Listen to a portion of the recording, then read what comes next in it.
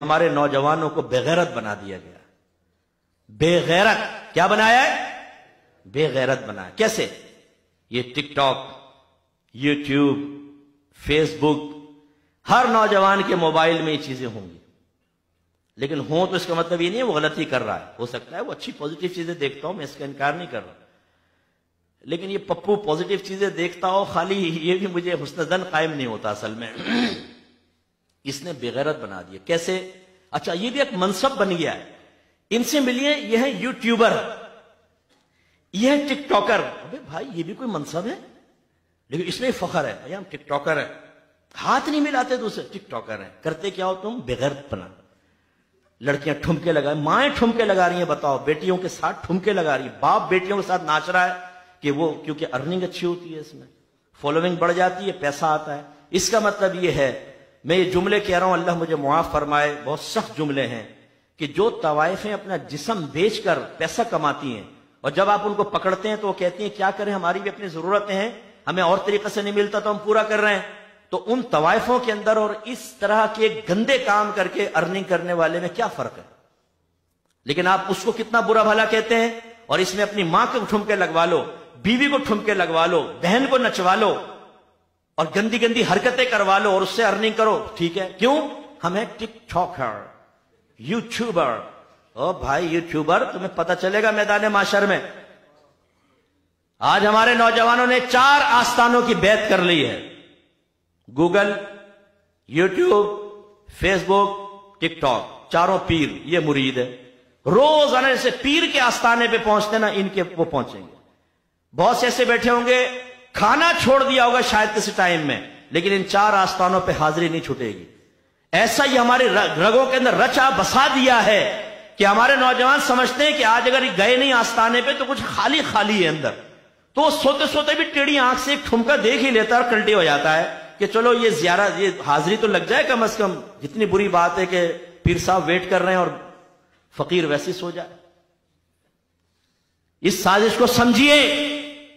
اگر ہمارے اللہ کے خلاف بولے ہم جوش میں آتے ہیں، کوئی نبی کے خلاف بولے ہم جوش میں آ جاتے ہیں، صحابہ کو گالیاں بکے، اہل بیت اطہار کی شان میں گستاخی کرے ہم زبان کھینچنے کے لیے تیار ہوتے ہیں. ان لوگوں نے سمجھ لیا یہ کام مت کرو، اگینسٹ نہ لاؤ. کیوں قابل نفرت بنے؟ ان کے درمیان یہ چیزیں عام کر کے ان کو بےغیرت بنا دو. اتنا بےغیرت بنا دو کہ ان کو اگر دیندار یہ کہے کہ تم یہ غلط کر رہے ہو تو یہ دیندار کو گالیاں بکے، ہماری غلامی سے باہر نہ نکلے. اور نوجوان وہ کر رہے ہیں، نوجوان وہ کر رہے ہیں. منع کر کے بتاؤ ذرا، اپنے بچوں سے لے کے دیکھیں آپ موبائل، چیک کریں اپنے بچوں کے موبائل، ان کی ہسٹری کے اندر جائیں، جو انہوں نے ڈاؤن لوڈ کر کے یا انہوں نے جو ویڈیوز دیکھی ہسٹری میں ہے تو جا کر دیکھیں کون کون سے ٹھمکے دیکھیں ٹیڑھی آنکھوں کے ساتھ. پہلے کوئی جاتا تھا نا، پکڑا جاتا تھا، طوائف خانے میں جا رہا ہے، اوے تو کہاں ہے؟ یہاں پہ آیا ہوا ہے. اب ماں باپ وہاں بیٹھے ہوئے، یہ بیٹھا ہے صوفے میں، جیسے تو بڑے شرعی مسائل، فقہی مسائل دیکھ رہا ہے نا. وہ اصل میں ہوتا ہے یوں دیکھ رہا ہے، چل رہا ہے صاحب ڈانس. لڑکیاں، میری بچیوں ان چیزوں سے بچیں ورنہ تباہ ہوں گی. ایک پیغام میں ساری بچیوں کو جو مجھے دیکھ رہی ہیں میں گزارش کرتا ہوں، خدا را کبھی ایسا کوئی کام نہ کرنا کہ آپ کے والد یا بھائیوں کا سر شرم سے جھک جائے. لیکن جس طرح کی لڑکیوں سے آپ دوستیاں کرتی ہیں بعض اوقات، اور جس طرح کی چیزیں آپ دیکھ رہی ہیں جس سے آپ کی طبیعت میں اشتعال پیدا ہوتا ہے، جس سے آپ کی طبیعت کے اندر ایک بے غیرتی، بے حیائی کا مادہ پروان چڑھتا ہے، جس کے ذریعے آپ کے اندر اپنے خاندان والوں سے ٹکرانے کی جرت پیدا ہوتی ہے، یہ ہو سکتا ہے آپ کو کہیں کا نہ چھوڑے. یہ اگر آپ کے ظاہر کو نہ بگاڑ سکیں، آپ کے باطن کو بگاڑ دیں گے. کتنی خواتین نے مجھے کہا کہ مفتی صاحب یوٹیوب پر، یہ فیس بک پر لڑکوں سے دوستی ہو گئی، اب میری شادی ہو گئی ہے لیکن لڑکوں کا تصور ذہن سے نہیں جاتا ہے. میں بظاہر شوہر سے بات کر رہی ہوتی ہوں، ذہن وہی ہے.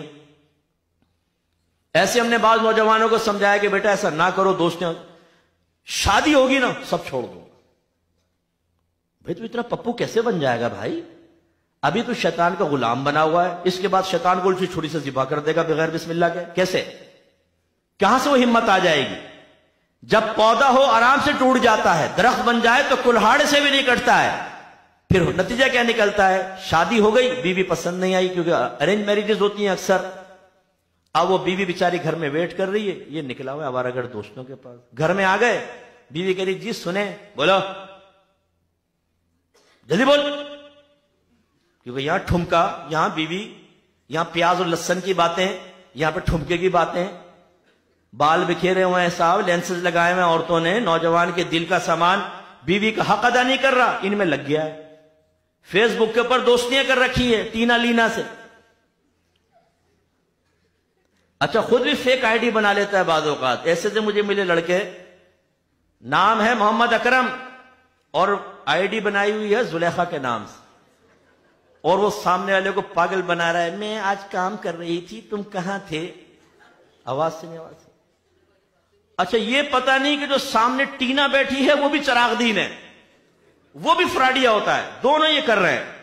اسی طرح میرے بچوں یہ پرینک جو ہے، یہ پرینک مت دیکھا کرو، یہ بھی آج کل چل گیا ہے صاحب، کسی کی ماں بہنیں کر دو آپ، اس کی دل آزاریاں کرو، اس کو ذلیل کر دو، لڑکیوں کے ساتھ گندے چھچورے جملے اب بولو، اور اس کے بعد آخر میں تو وہ بنا رہا تھا، ہاتھ ہلا دے ذرا، اور وہ ڈال دیتے ہیں۔